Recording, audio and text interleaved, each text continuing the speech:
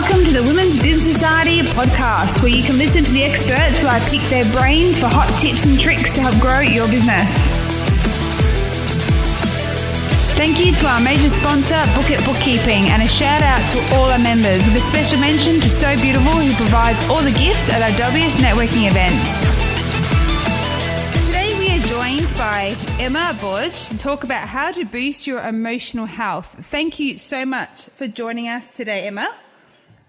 Oh, you're most welcome. Thanks so much for having me, Cassandra. No problem. It's definitely our pleasure. I love watching you. I have to say, I'm always watching your live videos that come up. I love to sort of sit there and I feel like we're having some, like one-on-one time, even though you're speaking to thousands of other people. But I love that you get on there so freely, and in all different environments, you just, you stand up for your business and talk. And I really admire that you show your business the respect that it deserves, and confident to do so. Thank you. Thank you to you. So before we dive into this topic, which I know you are definitely an expert on, I know our audience would love to know a bit more about your business, Unique Phoenix, why you started this fabulous business, and also when, so just that journey. So take it away, Emma. So thank you, Cassandra. So the business started around 4 years ago, or 3.5, 4 years ago, because I've been in direct sales for over 10 years, and coaching was definitely a part of it, but it was just a really small part of it. And then, and you know, anyone listening, and those moments that kind of smack you in the face and go, you're heading in the wrong direction. You need to focus and be more specific, and just change directions a little bit. It was one of those moments where I was just out for a run and it all kind of waved over me, and I rushed back up to my husband. I'm like, right, I've got to go into a new business, and I've got to go to coaching, and I'm going to have to go back and study. And I was just la la la, and he just smiled and went, okay, sure, let's do it. Oh, brilliant. Oh, I love that. Oh, he's a good man. Just agree with the woman. That's it. Just agree. Because you're not going to listen if you say no. That will just give him more fuel. He's a smart man. He's a very clever man. So it's kind of evolved since then. I mean, Unique Phoenix took probably about a year for me to come up with the name, and I was doing some study, and so it took a little bit to evolve. I've worked with women for those 10 years in my direct sales business, so that was really the focus for me, and also because of what I'd been through. I mean, I won't get into my story, but, for any strong person, they've definitely had a challenging past, and that's no different for me, and we've all got those stories that we can platform from, and that's what I've done. So I realised that I had some really unique gifts about how I viewed people and what I see in them, and so that's what I kind of dived into. So Unique Phoenix came from the idea that that's really one of my core beliefs, is that every person on the planet is unique, and every single day we rise up. And so that's why I put that together, because it's just my belief. Everyone's so beautiful, and the gifts are all inside of them, and it's just that allowing them to rise up and to show that beauty that's within them.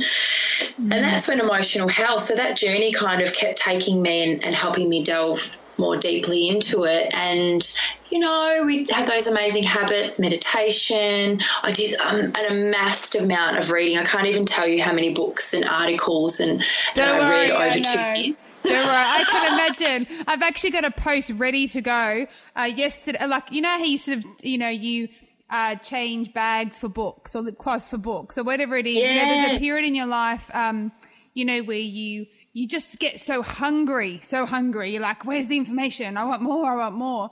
And yesterday we're at the hospital for my son, and all I wanted to do was get into that bookstore, because I have a really good bookstore at the hospital. And I was like, oh my goodness, which book? So I ended up getting Secrets of the NLP Masters and 50 Psychology Classics, because I love to know how people work and their minds. And that's a direct link, with selling. So books are just, yes, I understand that that just search for knowledge and more and more and more. Yeah. So, yeah, oh, absolutely. And I think there's been about a year that I haven't read a lot. I think I'd probably overdosed quite dramatically into my research to the point where some of my friends were like, you're not having normal conversations, Em. So, oh, goodness, yes. So it was absolutely beautiful. And that's where the emotional the emotional health really came out, and the relationship communication, because that's really a focus for me. Is I like to simplify everything to make it really easy for people to bring into their own lives, and also it's empowering them to then continually create their own tools that work for them. So I kind of give people a broad spectrum and say, here you go, these are some, outlines of tools. Here's a bit of structure for you, but you go nuts within that, because you've got to allow people that uniqueness and allow them to live in that whilst trying to work in a new structure. Does that make sense? Yeah, absolutely. Because I know there's lots of programs out there that go, do it this way and you will have success. And for me, doesn't work that's that way. Never worked through it. No. We're all so different. How can one method work for people? We are unique. So we're going to respond differently. And also we're at different emotional levels. So when you are faced with a program, you're going to respond only by the past knowledge that you have and your emotional maturity as well. 100%. Yeah. So that's when I actually developed 3 other programs, coaching programs, which I was working within in those couple of years. And, I don't know about you, but it just never felt, there was always a but in there, like, hang on, this is not quite it. Yeah. And that's when the formula started to come out, the Deeper Love formula that I created. And that's what it is. It's kind of like, here's an outline and it's a really good foundation, and you can absolutely build amazing emotional health from there. And within it, I uncovered all that reading and the disagreements that I had with lots of the reading that I was doing. I discovered that I could really simplify emotions. So that's when I really delved into that emotional health side of things. I've always been amazing with communication, and so it's that, when you have to sit back and go, well, how do I do things and pick apart that, and how can that work for other people? So that's really what I've been doing. And working with women is amazing, but I've recently started working with kids, and that's as equally as amazing to see them, go through some really tough and challenging emotional stuff, and then for them to come out the other side and just fly. It's amazing. Yeah. So a question on that, actually, with the course for children, I know that you do courses like in groups. Do you have anything online in regards to that side of things, or is it? It's in development at the moment, so that's what I'm looking at. I'm a mum of 3, and I still have my 5-year-old at kinder, and so that's really important to me to be able to spend time with her. And so the reason I actually asked, sorry to cut you off, the reason I was asking is that I have another business called the Fidget Factory, which is a sensory toy for kids to help with anxiety and also for adults. Fidget spin. It's sort of like that, but this is custom made. So it was developed many, many years ago. So I've worked with psychologists and doctors and occupational therapists and all that sort of thing that recommend the product. So a lot of special schools would use this product. It's called a Fidget Buddy, and it attaches to you. Anyhow, so my one of my focuses is on autism, because I have a brother with autism and I have a son with Asperger's. So I've always been sort of in that world. Okay, there was one question I had for you when you were talking. I know you were saying not about going into your story, and that's fine. I'm the same. There's certain things you do keep private to yourself. But if you can somehow describe why it's so important for you for people to shine, if that's the best way to describe what you're trying to do, just getting people to just be happy in themselves. Why is it that you're so passionate about that? So to simplify that even more is one of my key things is I want people to be themselves, because I believe that's actually your purpose. There's we can church it all up we want to, but for me, being yourself is the purpose in life, and feeling good is the secret.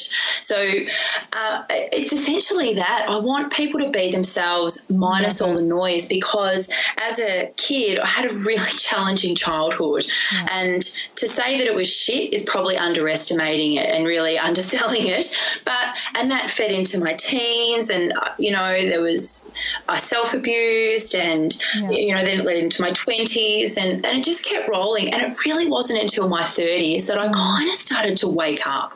Wow. And so, you're talking about 30 years of not actually seeing my own worth and not actually seeing how awesome I am, and not even understanding just how highly intelligent and clever I am. So, waking up into that was kind of a culture shock anyway, because I had listened to everybody externally. Yeah. And I think when that happens, it dulls you, and it really beats you down, and you lose yourself in that. So and I can see that in people, and I see that happening to people around me and the people that I meet. And you know it too, Cassandra, and I know people listening know it. When you hear something that's not authentic from someone, whether you can actually pinpoint it and go, that's inauthentic, or you just don't want to be around that person, you know it. Yeah. So I love how you've just, I love how you just simplify it. That's the thing. I think people are holding on to this idea of who they have to be, which is what I did. And I probably didn't do it up until I was 18. I think I fought the system for a long time, and then when I kind of hit 18, I really just fell into it. So, there was a whole, 10 to 15 years that I just kind of was flopping around, really, just doing what I thought everyone else wanted me to do. And I still recognise it now. It even comes up in parenting where people say, I needed to buy them this because they, my kids don't hear that. They're like, actually, I don't care about what everyone else is doing. I just care about what you need. So, that's really what Unique Phoenix is about, and what I'm about is simplifying it and helping others simplify it. Yeah. A strong sense of self is so powerful, and if you can start it, at the level of children, that's wonderful, and that's wonderful that your kids know that as well. That they can be I'm sure they don't love it all the time, Cassandra. No. I know. However, but when they have, stuff comes out of their mouth, and even, this amazing young boy that I got to work with recently who had some real anger issues, was getting into trouble at school. And, we did 3 sessions together, and he's had a massive turnaround, making great choices, and he's feeling a lot more confident, and he's actually an influencer. That's just his personality. He's got a very strong and amazing personality. So he's actually influencing other people to make good choices too. Yeah, absolutely. That's fantastic. Okay, so Unique Phoenix, what year did it start? 4 years ago, did you say? Was it 4 years ago? 4 years ago, okay. Yeah. And within those 4 years, what is the biggest lesson that you've learned about yourself during that process of discovering, what makes you happy and being your true self? What's the biggest lesson you sort of learned along the way? Well, you kind of said it in that question, is being myself and doing it my way. And of course, because there's lots of information coming at me of do this and the social media stuff and post this and write this blog, and really I just had to sit back and say it's not about being comfortable in what I'm doing, but it has to be authentic. So really the biggest lesson was to drown out all the noise that was coming at me and what I should be doing, and get rid of the shoulds, and just really follow my passion and hone in on that and keep honing in on it until I was at a place where I went, I've cracked it. That's exactly what I want to deliver, which is what I did with the Deeper Love Formula and emotional health. Yeah. Well, thank you for going for that run that day and figuring it all out. Thank you, Ron. And there are moments that you don't forget, the moments that you do not forget, when it just, everything falls into place, doesn't it? And you can't, the voice is so loud once you block out all the stupid noise. The real voice is the one that you need to listen to, which is your own. It came out at you so strong that you couldn't ignore it. And thank you. All right, let's start talking about how to boost, even though we've sort of started touching on it, but let's get into the hardcore stuff, how to boost your emotional health. So where do we start, Emma? You're the expert. Where do we start? Well, there's a lot. Look, well, I believe we need to start with what is emotional health, because essentially people would be out there going, well, if I get fit and I get skinny and I eat right, then I'm going to have a good emotional health. And, I'm going to call BS on that, because if you're not doing the inner work, and if you're actually not aware of how you're feeling and being able to lead through them, then you're not really connected to your emotions at all. So that's emotional health. It really is as simple as having emotional awareness and being able to lead through your emotions completely. True. You need to know where it is. You need to know what level you're at as well. You can't fix something to even know what you're working with. So understanding what your emotional health is in this current moment, not 5 years ago, but now. Yeah. Yeah. Oh, absolutely. And tomorrow it'll be different, and the next day it'll be different. Yeah. And once you've got really good emotional health and you've got that foundation there, you can really ride that amazing wave with your emotions and allow them to feel. Because I know, let's use anger because shame's way too big of a topic for us to get into now, but shame's my favourite emotion of all. But anger is my second favourite. And for a lot of people, and a lot of the information coming at you, it says, stay calm and not get angry. But anger is actually a really great learning tool, because, well, you think about this, Cassandra, when you're angry, it's because you're not understanding something, right? You're normally frustrated, you're normally a bit irritated, you're confused, and we get angry. Yeah. And if we just there's one simple question that you can ask in there: what am I not understanding? And if you do that, I can guarantee you're still going to feel angry. However, your mind is going to be in a calm state, and your body will actually not follow it. Your body will lead and go, okay, great. What is it I'm not understanding? What's that answer? Let me find out that answer. You see it in toddlers. They don't understand their world. And what happens? The first emotion is to go nuts on the floor. And as adults, we just know, it's not appropriate to do that on the floor, but it's happening inside our heads. We want to get on the floor and when you're feeling angry, because you're just not understanding what your environment, what's happening. So true. And so, and think about as an adult, because we don't allow that and we don't actually go, I'm angry and I'm angry because of this. Yeah. It comes up and it shows up in our body and it shows up in our thoughts, and, you can really get yourself into a negative space when you're consistently staying in that place. Yeah. And anger doesn't have to be the outrage and the rage. Anger can be very, very small and very quiet, can be very passive, but it can still do a lot of harm as well. So, I believe there are 5 emotions, but that's just one of them. So having that emotional awareness around your anger actually can really build your emotional health quite substantially, very quickly. So what are the 5? Do you want to share the 5 with us very quickly? Yes, absolutely. So you've got anger, sorrow, fear, shame, and of course love. Yeah, fear. That's that one. Can we speak a little bit about fear as well? Because I think that comes up a lot for entrepreneurs. I think every day fear is, whacks you in the face when you know that's what's going on. Some people don't know that's what's happening, but fear is something that comes up a lot.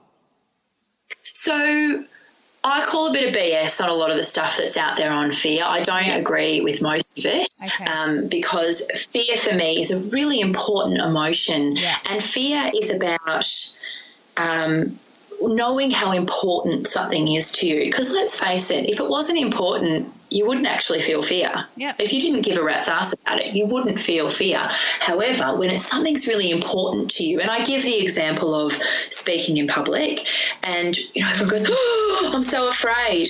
Actually, let's separate that out for a second, because fear is a primal instinct, as with all of our emotions, and it's about fight or flight. So if you're going to public speak, it's actually fight, or freeze. They never mention the third one, only because I study neuroscience. I'm really interested in that. They always miss the last one, which is actually freeze. But yes, Sorry, keep going. No, but I do that on purpose because I don't agree with that. Okay. So I believe the freeze is actually attached to shame. So for me, shame is what holds you in a place, because shame is about, am I good enough? What are they going to think about me? And that's not fear. Fear, you're not protecting yourself. You're not in fight or flight. You're not actually trying to, fear is good because it helps you be present and helps you focus, and it actually wants the best for you. Yeah. Shame, on the other hand, can, really send you through a loop. And shame for me is freeze, because that can really hold you in one place. Absolutely. And stop you from moving forward. So that's when I kind of had a look at that stuff as well. And as soon as I read that, I went, it doesn't sit with me, because a lot of what holds people back in business and in life is actually shame, and we don't allow it. People don't want you to feel bad. Shame, could that sort of related to fear in a lot of ways? They definitely work together. Yeah. So how about let's go through the 5 emotions and then maybe give us an example of what they look like, so we can sort of go, oh, okay, we're feeling fear right now, or shame, or so if you want to list the 5 and then work us through it. Yeah, absolutely. So I'll leave love till last, because love's obviously the best. Yeah. Let's start with anger. Yeah. So anger, and there's a question attached to every single one. So anger's question is, what am I not understanding? And how it will physically show up on you is generally you'll get hot and you will get irritated. I mean, people are very clear about what anger looks like and what anger feels like. And there's different levels of it, obviously. But physically, your body will all get tense pretty much. And that's also a stress reflex as well. But generally, your body will feel hotter and you'll feel quite tense, and quite honestly, you won't have any connection to your mind with stuff coming out of your mouth. Yeah. And then you can go to sorrow.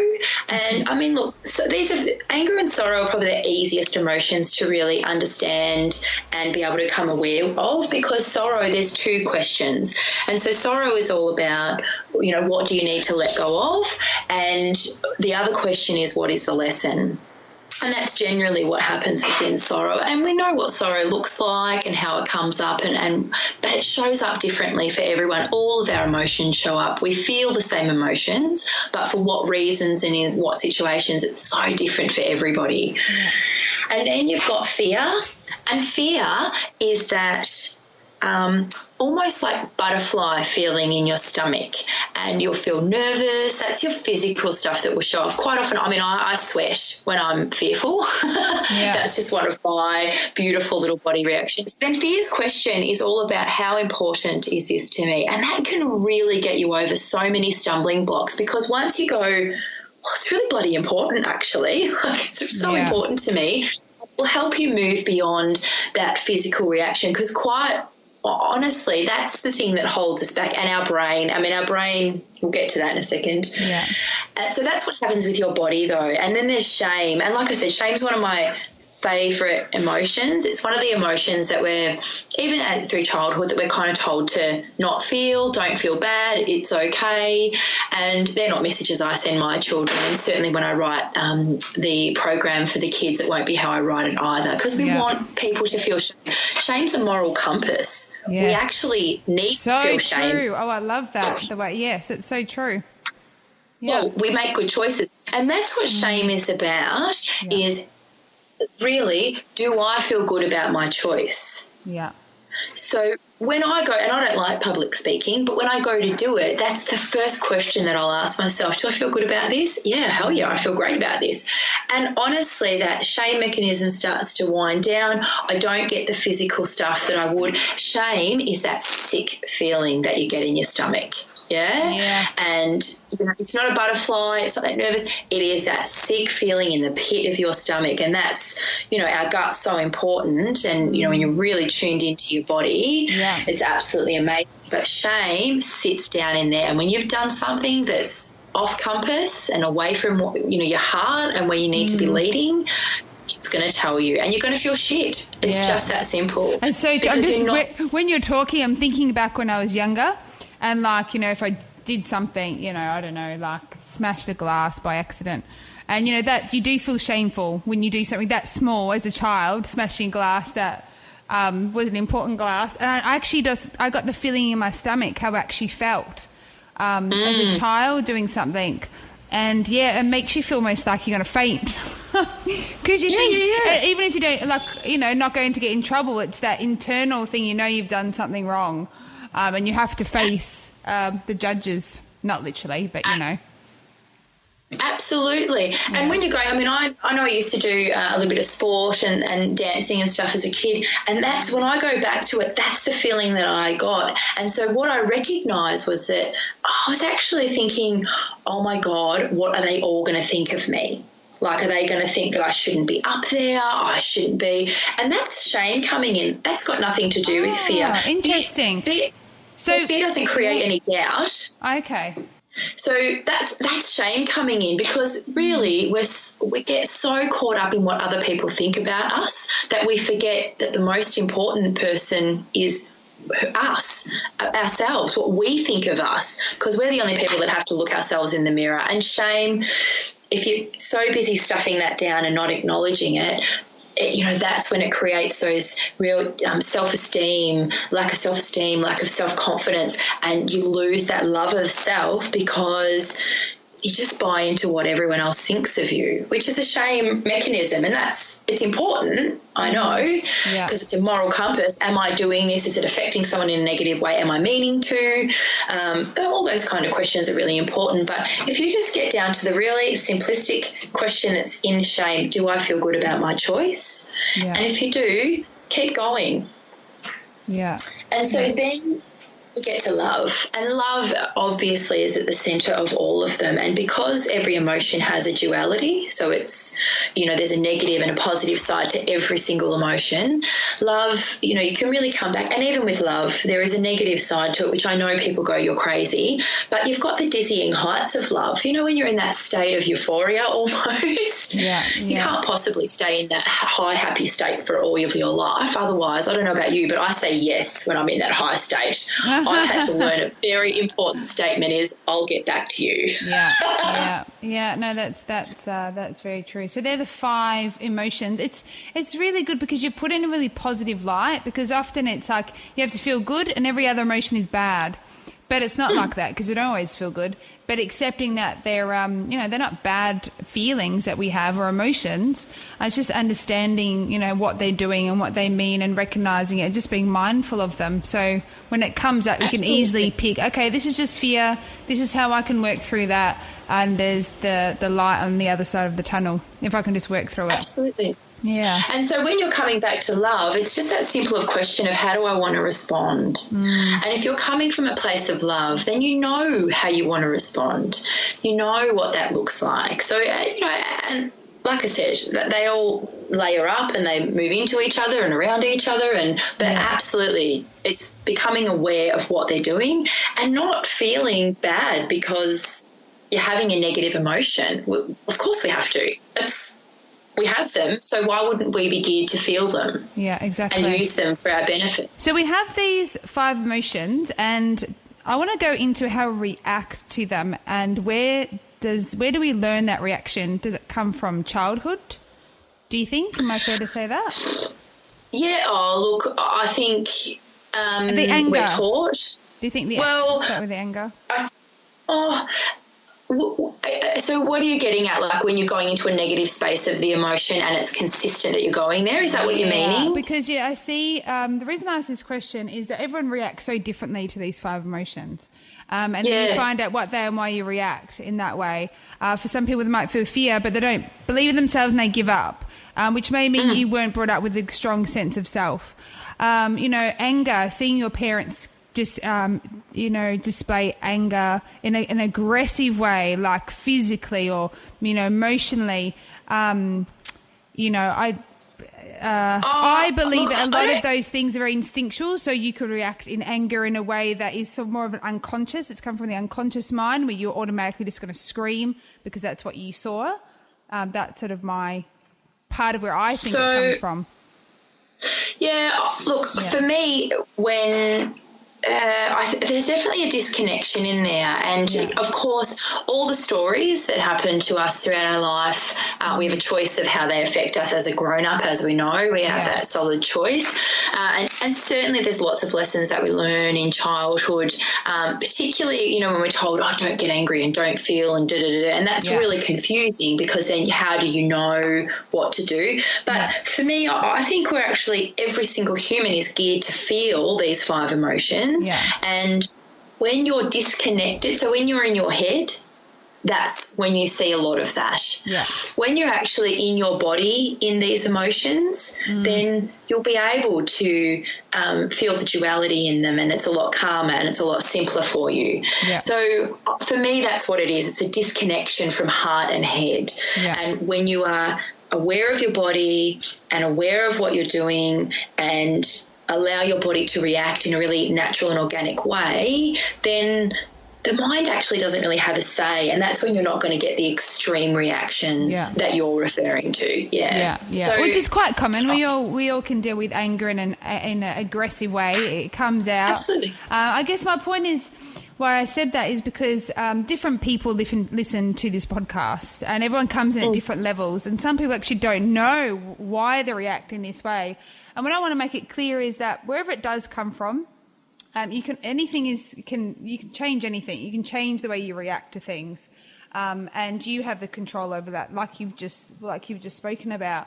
And recognizing that doesn't mean that it's you. Like, you're not a bad person if you react in, the emotion of being angry in an emotional or physically abusive way. You can change those ways. It doesn't mean that's who you are. That's just how you've learned to deal with it. Because people, that's where shame comes in. Because they think, I'm a bad person because when my kids do something, I get aggressive. But, there's that, I believe that all those emotions start coming together, the fear, the shame, all that sort of stuff. But you can change the way you react to these emotions.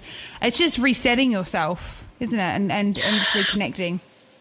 Well, yeah, reconnecting definitely. Yeah. And I look at it like it's just becoming aware. Yeah. And so the more self-aware you are, then the more power you have to impact that change in your life. And I say to every single one of my clients, no judgment. You've got to stop, because you're doing the best you can in the moment that you're in right now. Yeah. And that's okay. You've got to give yourself permission. I mean, we talk about forgiveness and vulnerability and do lots of foundation work because they're important factors as well, not just your emotions. But I hear what you're saying. And for anyone listening, just where you are right now is absolutely okay. And if you're hearing something in this that says, oh, okay, right, I'd like to change that, then like you said, Cassandra, go seek the information out, whether it's with me, someone else. There are plenty of people on the planet that want to help. I don't believe anyone needs to be healed. You've got everything in you right now to be loving and to feel good. And if you're not, then it's just small steps, like I talk about your heart being, so your heart's the compass and your mind is the map.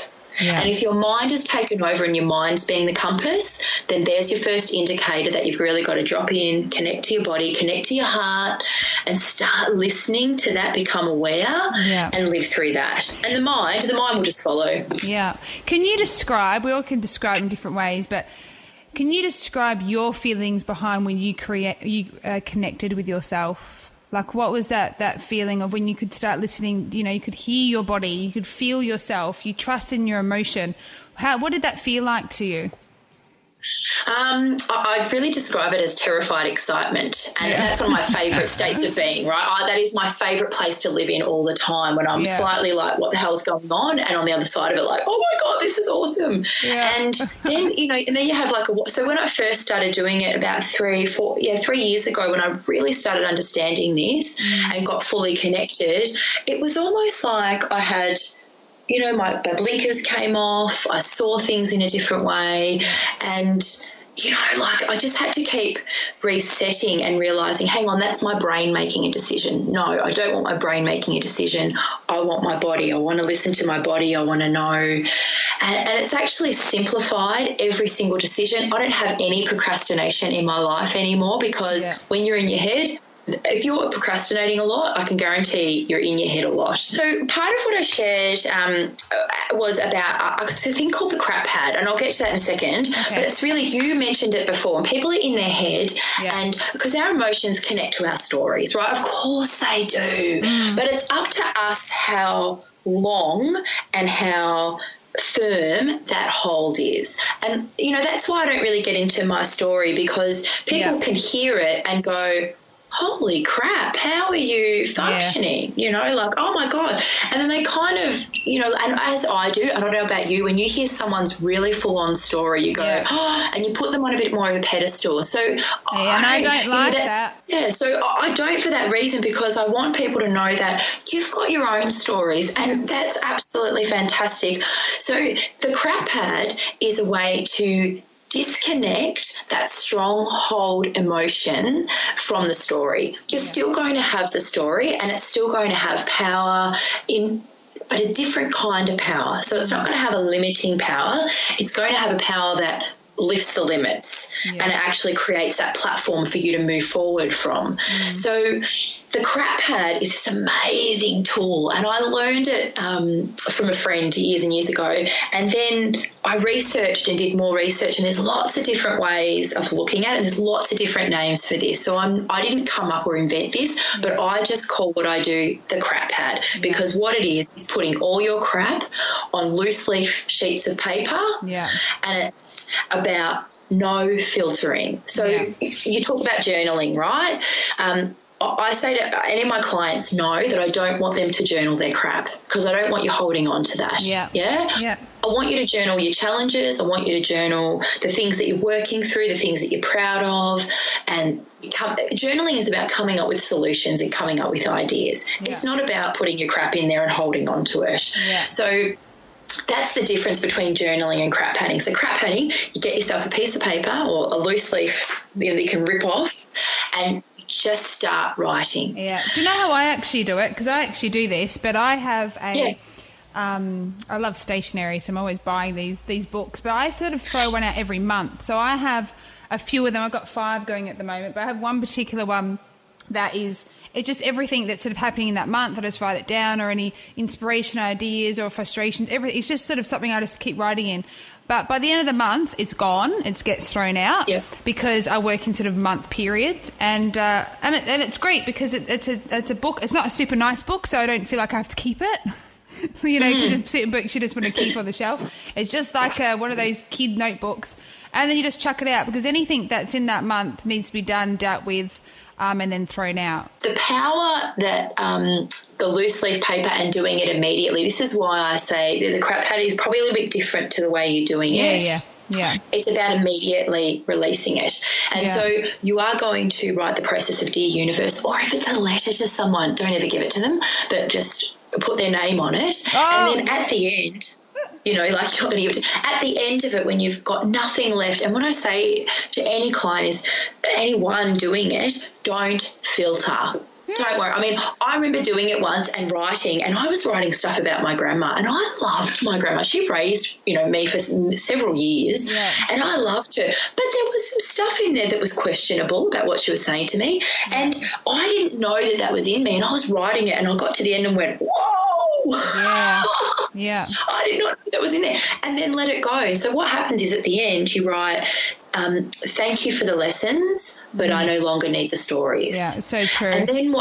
And then you're going to rip it off. And I would say my favourite is to burn. I'm a burner. I love burning. So because ripping up just wasn't enough for me. So for some clients that is ripping it up, but I like to burn. And so what you'll have to do, you do it within 24 hours of writing it. If you can do it the same day, fantastic. If not, the next morning or whenever it is. And I can guarantee you within 48 hours, you'll start thinking about that story or that situation, and you will not have the same emotional reaction. So I think a lot of us have done this, even through an email. You know, when just someone has just sent you an email and you're just a bit frustrated by it, and you write this big long response. And my husband's a bit of a reactor like this, so he's done this a few times. But you write an email, and then by the end of it, you're just like, you felt like you've already said what you need to say, but you just didn't press the send button. You're like, we'll just delete that and go, okay, thanks for the information. Yeah, you've hit a really good point, because quite often you don't need to say, and that's part of having that emotional health. A really good, strong emotional health is you know that you actually need to vent some things out.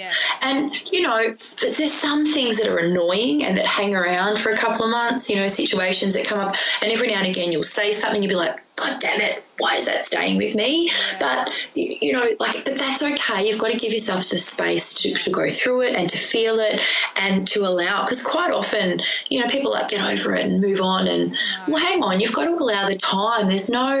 When you lose a relationship, there's no time frame on grief. Yeah. If you're living in a really deep and kind of dark sense for a long, long time, then yes, you've got to climb out of it. But you've got to allow yourself to feel it. So if people are wanting to get rid of it, and I know lots of my clients have business stories, and particularly when it comes to shame and, they're not going to like me and whatever, and they've written it out and they've gotten rid of it and just been amazed at within that 48 hours they're able to take the steps forward and move away from that story because, like I said to any client, you're not your stories. Exactly. You're not. We have more power than we realise, and I just want women to just get a hold of their own power and make choices. Yeah, I think part of it is responsibility as well. So when you become responsible for the energy that you bring and, let's layer that up, you're also responsible for the energy that surrounds you. And I don't mean you're responsible for how someone else is being, but you're responsible for who surrounds you and who you have in your life. Yeah. So if people are, firing and negative, you don't have to have them in your life, or you can limit your time with them. So, it's really interesting, but you are fully responsible for the energy that you bring and for what is in your life as well, because you attract it. Okay, well, that was a very interesting topic to talk about today, emotional health. I hope that everyone listening got something from that. I feel as though there's a lot more that you could speak about today, definitely. Actually, what I want you to do, can you tell us a bit about what you actually do in the course, just a bit about what it's called, how long it goes for, all that sort of thing? Can you let us know about that? Yeah, Deeper Love. It's Deeper Love, isn't it? Deeper Love? Yes, it's called the Deeper Love Formula, and it is 2 days. The first day, the focus is really on emotional health and creating that amazing, strong foundation. And then the second day is how do I do that? So then the second day is creating those tools and being able to, we even go through people's calendars and sit down and go through your time and how you want to spend it and the emotions that are attached to obligations. So that's the second day. So the first day is really just about emotions and tapping into that foundation and who the person really is.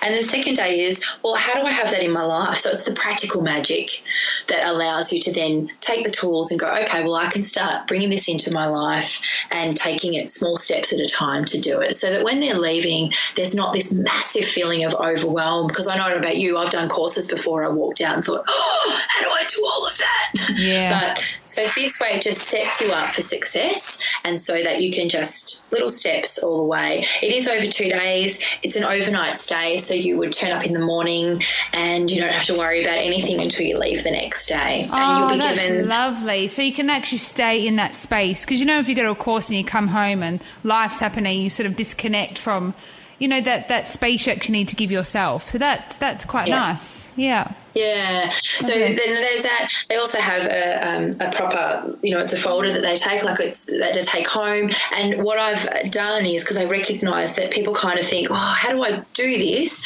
So what I've set up is, because there's 8 steps, the step 9 is the how to do it at home. Okay. And it just takes you through another 8 weeks. The other thing is they're connected to a private group that can't be gotten into by anybody else called the Deeper Love Tribe.